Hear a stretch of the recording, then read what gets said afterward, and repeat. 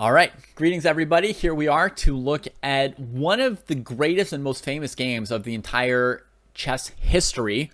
Wilhelm Steinitz, the first official world champion, against Kurt von Bardeleben, aka Grumpy Pants McRunaway. I'm going to start this video off, even though you need to memorize the whole game, I'm going to start this video off in a different order. We're going to start with the bang. We're going to start with the excitement, the story, the reason why this game is famous, the combination, the explosion. Then step two, we're going to talk about the key moment in the game, the key chess point behind the game, the key knowledge and idea of where the game went from a random game to a game that white was winning. And only then are we going to go play through the whole game. All right. I think if we posted this on YouTube, that would actually be like more effective. I think even for you, it's going to be fine. You guys are probably all committed and you're probably going to stick through this video no matter what to check off your box and get your points and do your dojo reps. But I think even for you, it may be like helpful to do it in this exciting order. Okay. So here it is. It's white to play. This is the position where Steinitz launches a world famous, super exciting combination. All right. So let's get straight into it. We've got a complicated tactical situation here. White's down a pawn. These queens are facing off in a hidden attack here around the knight. The black king position's a little bit loose, but it doesn't look like white's got a lot of attackers against the king. There's also some tension between these two rooks here on c1 and c8, and it looks like the rook on c8's defended a million times. 1, 2, 3. I mean, by every black piece that could possibly be defending it, pretty much, right?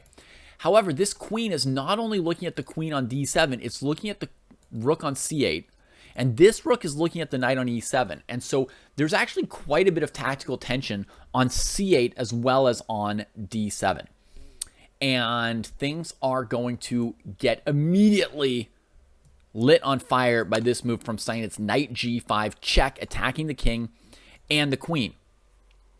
There's only one possible defensive move here for black, really. They can't allow white to play queen takes queen. Okay, rook takes c1. If it were back rank mate, sure, but that rook's defended. So if you play something like take the knight, take the queen here, I mean, it's a joke. White's up a queen, right? They can take back and win. They could take this first with check and then take here. So knight g5, that's going to force king to e8 to defend the queen. Only move. And here, a truly shocking move. Rook takes e7. Absolutely, absolutely a huge explosion of a move.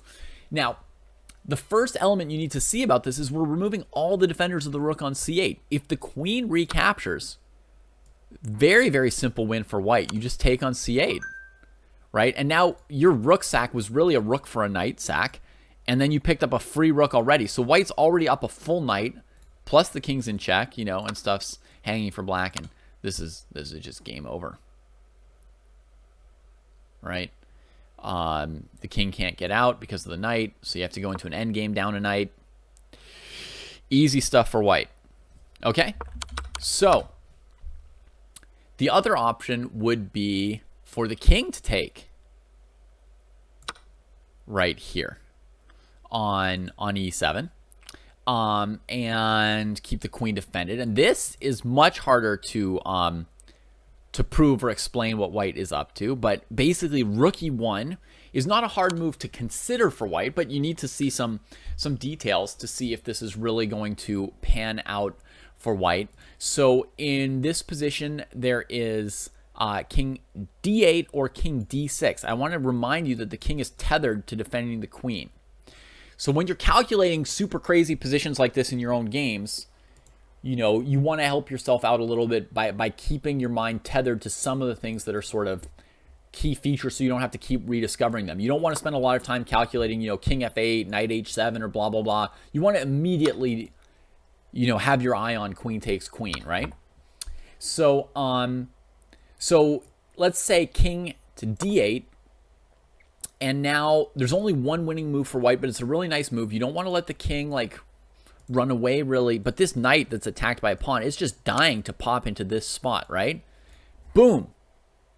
Attacking the king, taking away its flight square, check to the king, and then it has to come back onto the E file, and whenever it does, there may be a million wins for white here with, discovered checks in the air, but the one that I feel very confident calculating is knight c5, check to the king, and then we're going to be able to capture the queen with either the knight or our queen next move, right?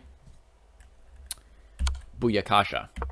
So, in this position here, the trickier defense for black would be to bring the king up to d6 when there's only one move that I see that wins, which is queen b4 check, hitting the king from a different direction and angle. The knight's covering a light square, our queen becomes dark squared, like in the bishop and knight checkmate that you should all know.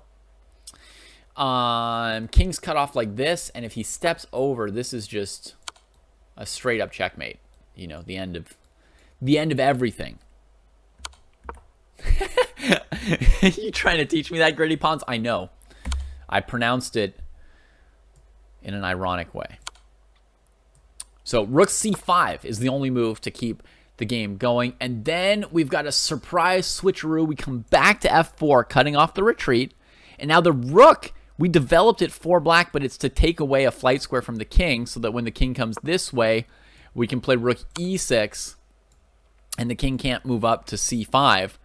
So we basically have the king checkmated here, more or less. Black can sack the queen and not laugh all the way to a back rank checkmate because, we got it covered, luckily.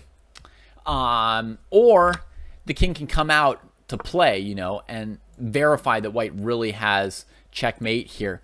I'm not sure if white has checkmate, but let's say a4. Let's just try the checks we have, right? Check, king here, check, king here, takes here with check. And I know that white's winning. I don't need to go any further than that, right? So we've got that one. Okay, but even that, that was like 7 moves long and not super obvious, right? And that's just the very beginning of world champion Steinitz's combination begun by this rook takes e7 check move. So queen takes, rook c8. King takes, rook e1. The queen bounces back and forth on the dark squares, knowing that the knight is currently a dark square knight covering light squares. So the queen, when you've got, I normally call these like a light square knight. I call it based on the squares it's covering. The queen knows with the knight on the light squares, she's got to become a dark square queen. And it seems that combination holds together and we just barely destroy black there. But in the game, von Bardeleben had another move possible and played it. King f8, leaving everything hanging. If you look at this board, white's queen on g4 is hanging, rook on e7 is hanging, knight on g5 is hanging, rook on c1 is hanging. After a certain fashion, the king on g1 is hanging because that would be back rank checkmate.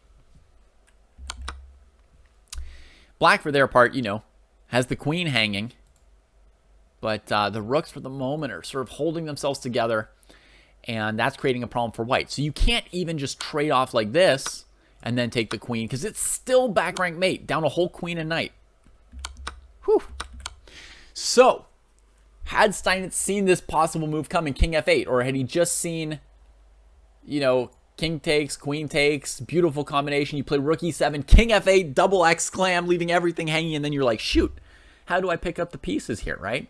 If I bring the rook back to defend back rank mate, I'm giving up the queen in every case, right? If I bring the queen back to cover back rank mate, then black can clean up the rook and then get back to winning the game. So Steinitz had seen this, had foreseen this, and this is what makes this an absolutely insane Immortal combination, is that it goes on here. Rook f7 is the only brilliant move for white here. Actually, I think probably knight h7 wouldn't lose. I'm just going to say. You could there's no way you should lose here for white with the king on the run, down one exchange. But, okay, but certainly the right move, the most brilliant move, is going to be his rook f7 check, and still the queen can never take because of rook c8. Now, the king also can't come back out, because if you ever let this rook switch off of c1 with check, now black doesn't have back rank mate, so it's going to be ugly. And it's only going to take one more move to end the game. So the king has to keep going this way. Now, white still can't take the queen because of back rank mate, and white still can't trade on c8 and then take the queen to deal with back rank mate, because it's still back rank mate, whether or not there's a rook to be eaten on c1, it must continue rook g7 check. If king takes, there's always queen takes queen with check, avoiding the back rank mate. If queen takes, there's always rook c8. Even knowing all this, the position may feel very disorienting to many of you trying to memorize and learn this game. And that's fine, it should. But you need to calculate these variations through again and again until you become comfortable with them. Only then can you possibly memorize the game. You need to be totally at home with this every single piece hanging scenario and really be able to reconstruct the tactical mechanisms for yourself. Okay, if the king goes to f8 here, the king goes to h8 in the game. If the king goes to f8 in this position, now you can play knight h7. It's not even obvious, this move, but you're force-feeding the rook so that you can take this with check and get out a back rank mate. Right? And if the king comes this way, now you can take it with check. Or do whatever you want. If you like hopping knights, you can hop some more. So in the game, after rook g7, the king hides on h8. Of course, the checks continue, right? The checks will continue until black resigns, basically, right? So white keeps giving. If the queen takes, it's still rook takes c8. Now, in this position, the famous story that made this game even more famous than if they'd played out 3 more moves to a gorgeous checkmate. You'd think what would be even more memorable historically than the guy getting posterized in some sort of gorgeous checkmate? Because I'll show you a gorgeous checkmate. But in this position, apparently, the angry Kurt stormed out of the tournament hall and never came back. Didn't resign, didn't sign the score sheet, nothing. Now, I've actually had somebody do that in a tournament where I was the tournament director. So this is something which, you know, grandmasters and ordinary chess players alike, it's another emotional moment that we can all share. That moment where you've lost to your opponent, but for some reason you hate them so much at that moment that you cannot bear to resign. You cannot bear to agree or admit that they have won the game or that there's anything salvageable about them as a person. And you just have to get out of there with your bile and your venom. So that's what Kurt did here. Most of us won't actually do that in our lives. We'll just barely manage to say good game or to sign a score sheet or something like that. But yeah, Kurt couldn't take it. Here he left. And that was the end of the game. Let me show you how the game could have ended. It's worth remembering, as I said, you need to be able to calculate these variations to understand and remember this game.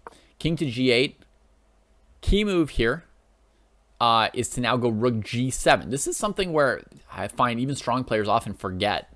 We've all seen this game and we forget. Is it rook h8, rook g7? It's important to go rook g7 first. The king still can't take because of queen here.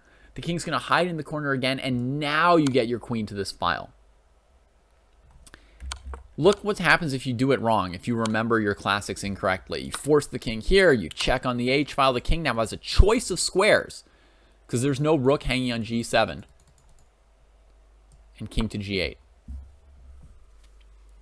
Well, now what do you do as white? I mean, we can't come in here because the queen's covering it. In fact, it's completely losing.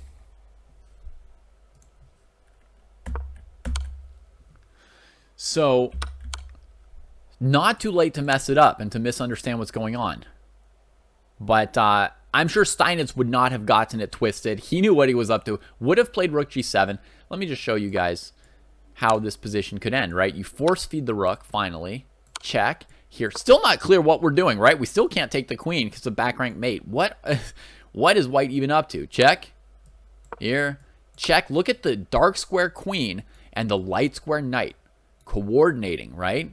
Like best friends. Here, or actually I guess we could make it last one more move maybe if we really want to. So check, here, check. Sometimes your game is so pleasurable you don't want it to end, right? Check, here. And now you've got two choices of how you do the queen and knight smush. but I'll just put one on the board for you guys.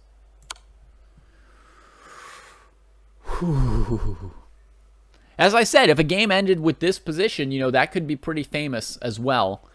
But instead, the game is famous for ending right here with the first rage quit of history, right? So that is an incomparable detail of fame for this Steinitz versus Bardeleben game. First rage quit. Kurt von Bardeleben. Kurt von Rageleben. Rage is life. Rage is life. So that, my friends, is the brutal combination that caps off that this game is famous for. Knight g5 check. King has to defend the queen. Boom! Gives up the rook. Crazy running rook on the 7th rank with some tactical details rarely seen. And force this. And, yeah, head towards the checkmate here. Let's just throw in that position. Okay? So now I want to talk to you guys about something less flashy and more serious. Can we be real together for a moment? Let's be real. All right? There's another really, really important thing that the game is famous for, and that's this move here from Steinitz, d5. This is like a very, very famous technique, and you know, it's one thing to invent the rage quit. It's another thing to invent the sealer sweep or pawn sack, right? So that's much more important to actually give us real chess. This is a rightly famous and brilliant idea from Steinitz. Nowadays, it would be an obvious move to any master because any master has seen Steinitz versus von Bardeleben, right? But the idea is your knight on f3 has been owned by the f6 pawn, right? And now black is trying to keep these files blockaded long enough to get the king to f7 and the rook to e8. Okay, but this knight needs a new future, and these rooks want any pawns out of the way for either side. And so this move d5, it's a beautiful, beautiful move. It's both trying to bust open this, right, and trying to create a great square for this. And after pawn takes d5, like in the game, knight d4, the d5 pawn deprives black's knight of its best square, right? Look at this position. If you want to imagine a3, king f7, h3, knight d5. Do you see how one of these knights would be great and the other would be bad? You see the contrast between the knights, sort of outposted, blockaded boss, and the dominated, sad little filly here on f3. So by playing d5, white reverses that, right? In the game, cd4, knight d4, king f7, and look at the difference between these knights. Now this is the boss, right? And this one is kind of hampered. Okay? And you guys can see where this got back into the game, right? With knight e6, queen g4. But let me talk to you about the play leading up to this great d5 move, okay? Here's kind of like the key point in the game. So white's got the rook on the open file. Black has just played a great move, f6. That's going to keep this knight from adding fuel to the fire and allow the king to head over to f7 and get out of the way of the rooks, because you're not going to be able to castle without hanging your knight. That's basically the puzzle that black faces here, right? Is castles, rook takes e7. So f6, king f7, this is required sometimes. And white piles on the pressure. Black can just barely defend it. If white could play rook e3, that would be the end of the game. But in the time it takes to play rook e3, the king can get out of the way, right? And black's okay. Okay. So, first of all, like one of the other most famous games in history, Morphy versus the Duke, Morphy had an option to win a pawn on b7 early in that game and then play like a game that would have proven less famous, right? A pretty simple game with like a little plus. And some people think the game is mildly marred by that, but I mean, it's such a like clean, perfect game that's like a very minor little blemish to try and put on it. But in this position, Steinitz actually, his plan of trying to break through on the C file is not fully crushing, and he has a slightly better option here to just boringly win a pawn, just like in that other game, right? In this position, his best option is to go queen a4 check, and then after either queen d7 or king f7, it kind of makes no difference. Either way, well, actually, it does make a little difference. So queen d7, but the point is, queen b4.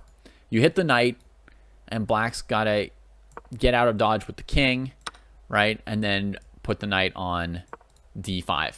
And white's just up a pawn, and you could have seen a totally different kind of grindy game, right? In this position after queen a4 check, if king f7,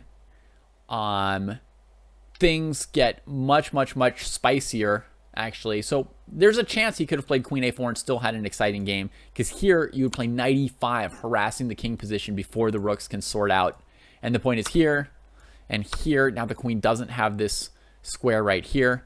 Queen to d6, for example, to hold the knight position, gives up the diagonal. I slightly missed the diagonal, but excuse me. We check. The king has to go back in the way of the rooks, because if the king comes up, there's always going to be rook e6 as well. So even if we go here defending this, you can see we're threatening rook takes knight, and rook e6 is just too much. So the king's going to have to like drop back to e8 or f8 or something like that, and then the second rook comes out. And that's the sort of killing in the e file that we were looking for in general with this kind of like knight e5 combo. So, best defense would have been solid here for a move, here and then here, and you just lose a pawn.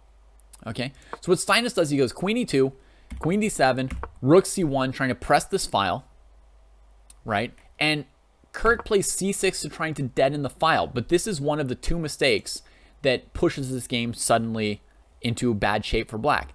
This position here, rook c1 doesn't have a direct threat. c6 is a pleasant positional move, trying to put the knight here. But the knight's pinned, and you don't yet have knight d5. And after c6, d5 is a powerful move, just ignoring that you were trying to deaden the file and blockade, but you've actually allowed white to trade pawns. You've done the opposite of what you wanted to do with c6. So the correct move for black, it's not that hard to guess. You should just play king f7.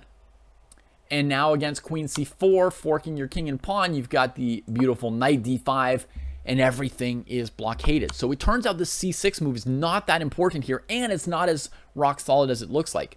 Correct would have been king f7, and white's advantage is not yet at all clear. Everything's still to play for both sides, in my opinion. I'm just going to throw out a pretty cool idea for you guys for fun, which is that if I were white in this position, I would strongly consider the following weird idea. Knight g5 check, sack the knight, check. I'm just doing anything I can to get the king back in the way of this rook.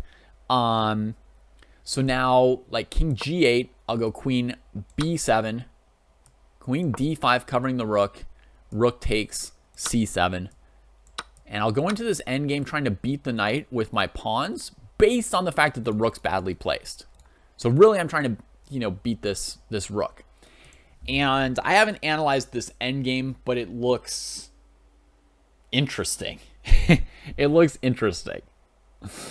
So that would be like one pretty interesting option for white. And it shows how precarious black is, right? That these moves, like I played knight e5 check already in one other variation. Now I'm playing knight g5 check. Black's position is precarious. It's hanging by a thread. These things almost win for white. Maybe are like balanced and equal.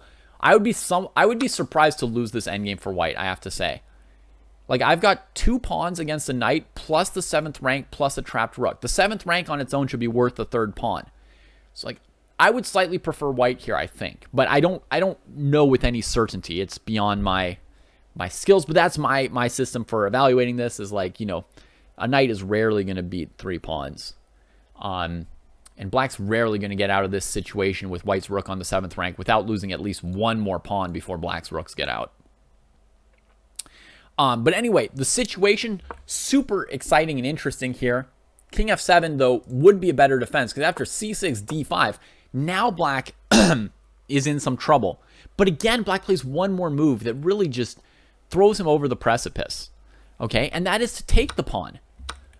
Dude, we're not about taking this pawn. What is the one thing that black needs to be doing? Any move that they can if white's not threatening something worth more than a pawn, basically. It's getting the king out of the way of the rooks. So even here, I think if black plays king f7, white can take, and take, and claim an advantage. Probably queen c4 is the right move. I don't know for sure. White can claim a bit of an advantage, right? The king's a little bit weird, the pawn's a little bit weak, the rooks are developed first, but black's not dead yet, as far as I can tell. Right? Like queen d5, knight d4, something like that. Like, white's going to try and win an endgame where they've maybe got a 50 to 60% chance of winning it. Something like that. So, you know, another big mistake here where black takes on d5. And now it's too late. You know, Steinitz puts the knight and then puts the knight. And this piece is just so strong. And black's piece is just too weak to defend the king against, you know, queen g5, queen g4, queen f3, even setting up knight to g5. Rook c7. Black had no choice but to play one of these rook c8 moves. So the position is just too powerful for white at that point. So I want you to appreciate how quickly the game turns in this phase here. First of all, right, just this phase after rook c1. That c6 doesn't stop d5, so it should not be played. Just leave that pawn there. King f7, right? c6, d5. Now it's amped up, and now he wasted tempo taking the pawn, where he just needs to be untangling the king. Okay, so that's where von Bardeleben goes from an opening where Steinitz was putting some pressure on him, but if you gave it to a supercomputer, it would say, well, with proper defense, it's a draw in 67 moves from here, and it can see 67 moves ahead, right? In 2 moves, he takes it from that to a devastating situation. That's kind of the crux of this game. c6 not blocking the c file, right? d5 opening things up, wasting a tempo taking that pawn instead of running with the king, and now black's in for death. Okay? Now, all that said, let's memorize this game from the starting move. I'm going to give you a little move for every move to help you remember what happened. So first of all, Steinitz is going to play the gioco piano, or Italian game, like this. Bishop c5, he's not going to play the Evans, which was popular at the time, but he's going to play another line that's quite aggressive and swashbuckling, which is to play the quick c3, d4. Not some little, you know, d3, c3 thing, not knight c3, knight d5, just trading a knight. He's going to play a very, very aggressive line here, going straight for d4. And after takes and check, again, he doesn't play the simpler little passive bishop d2 move. He plays the move that used to be really popular, the pawn sack with knight c3, the most aggressive move, allowing knight takes e4. But black did not play knight takes e4. So you see, black did not feel honor bound to accept every single pawn sack that came his way. He played good looking move, right? d5 anytime you can as a priority in these openings as black, to develop your bishop and to avoid getting pushed back by white's pawns. So a very, very clean, good looking counter in the Italian game from von Bardeleben here with d5. Steinitz is going to take, and castle, leaving the pawn on c3 hanging, right? He doesn't care about that pawn. He's trying to crank up the pressure as fast as he can. And castling puts pressure on d5 by bringing the knight back to life that couldn't move before, as well as preparing this.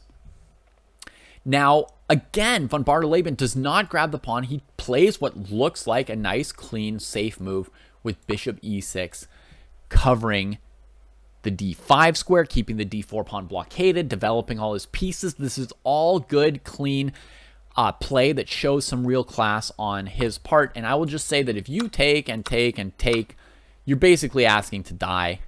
You know, this stuff is not playable. You would guess that queen b3 would be a killer move, sacking a rook, and then, I don't know, king here, check, knight blocks, and maybe take this and then come back to e1.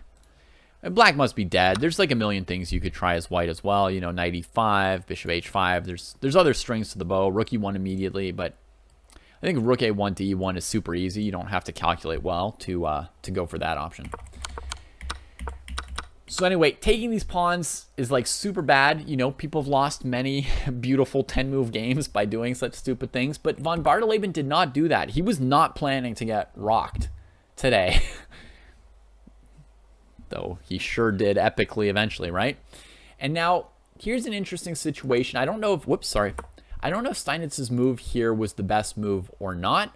You know, there's options like rook e1, queen b3, trading on d5, everything. Yeah,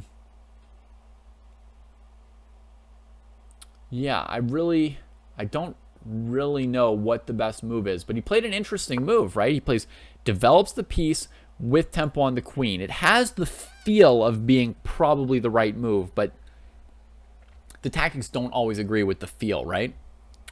So bishop g5 hits the queen, so that gets us a tempo to connect the rooks. That can help us play rook e1, even if the bishop's on e1. It could be an exchange sack. So it's definitely like a high pressure move.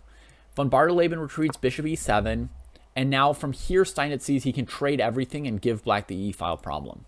So he puts significant pressure on black here.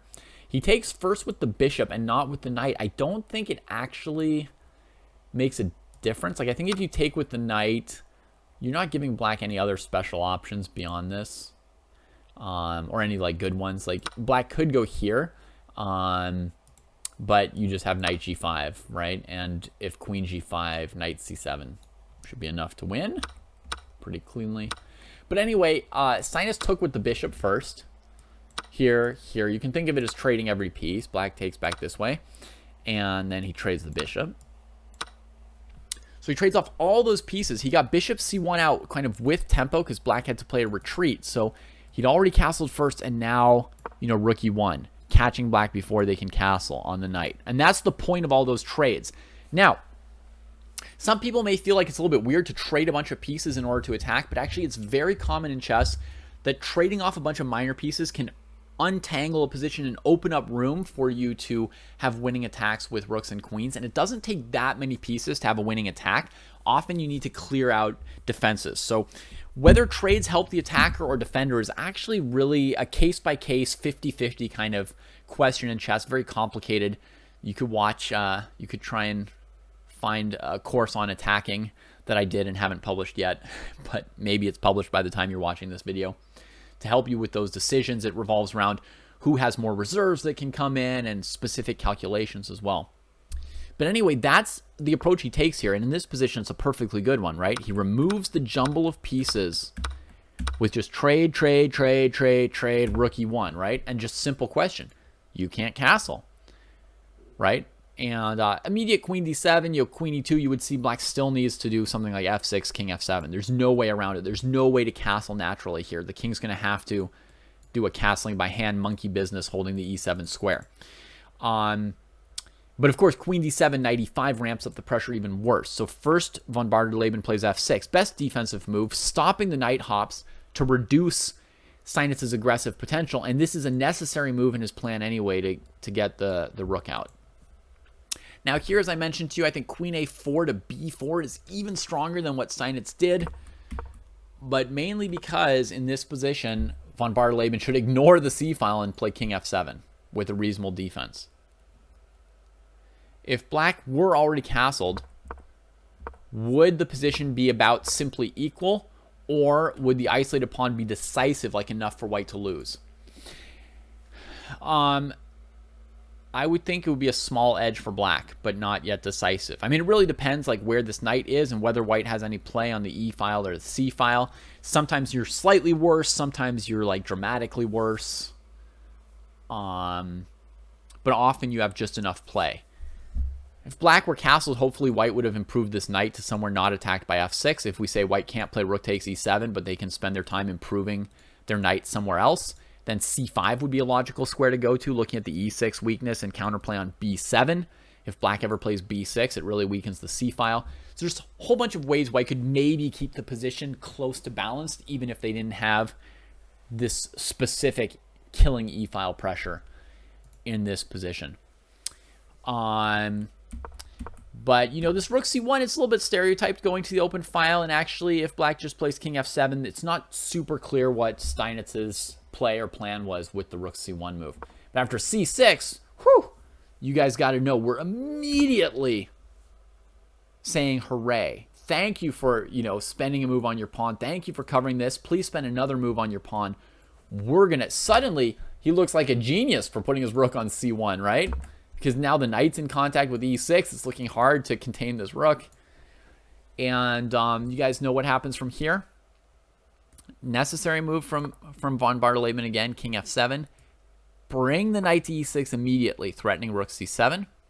This rook to c8, getting out of the way of the king castling by hand while stopping rook takes c7. If the other rook goes to c8 instead, white plays the same move, queen g4, with the idea of knight to g5 and the idea of queen g7. And if black plays g6 to stop queen g7, we have a very simple tactic in this position. Remember, this position with the rook on c8, rook e7 was super complicated.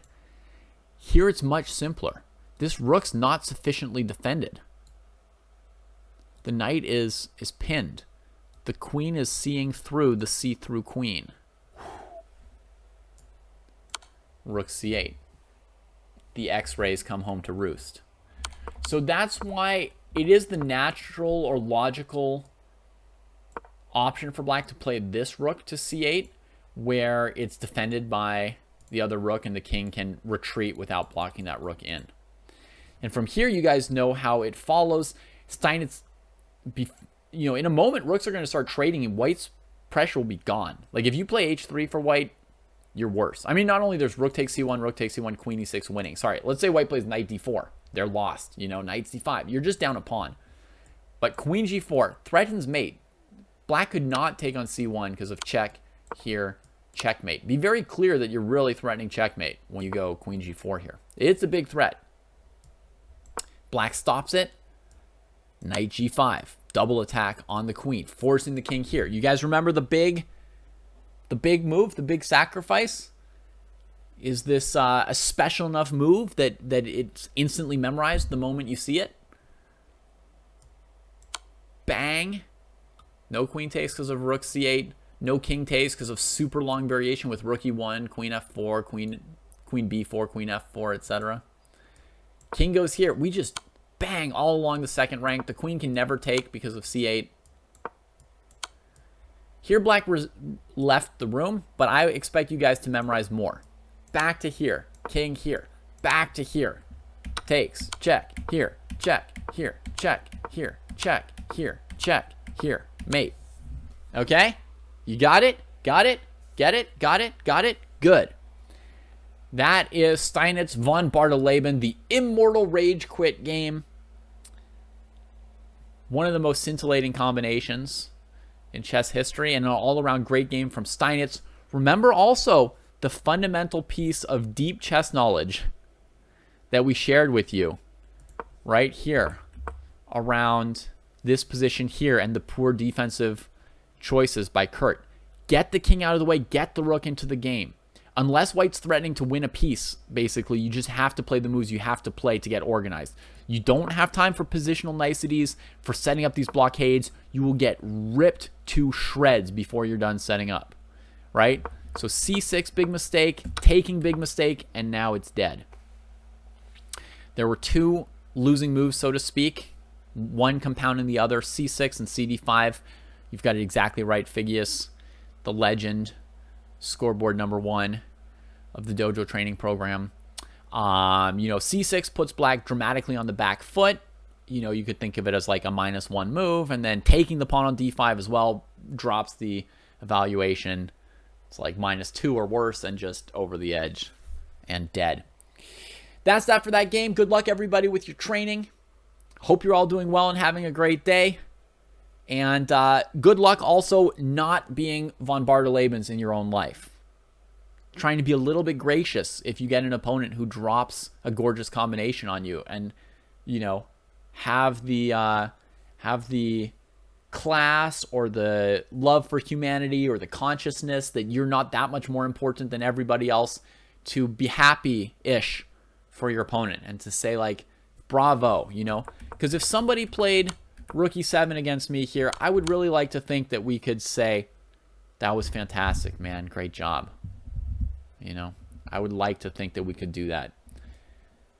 I would like to think that when Ivan Chuk came up with queen g7 against Shirov in the semi-Slav, sacking the queen to deflect the black pieces on the king side, dark squares, in order to then attack on the queen side, I'd like to think that Shirov was like, that was a sweet move. Good job coming up with that one, Vasil.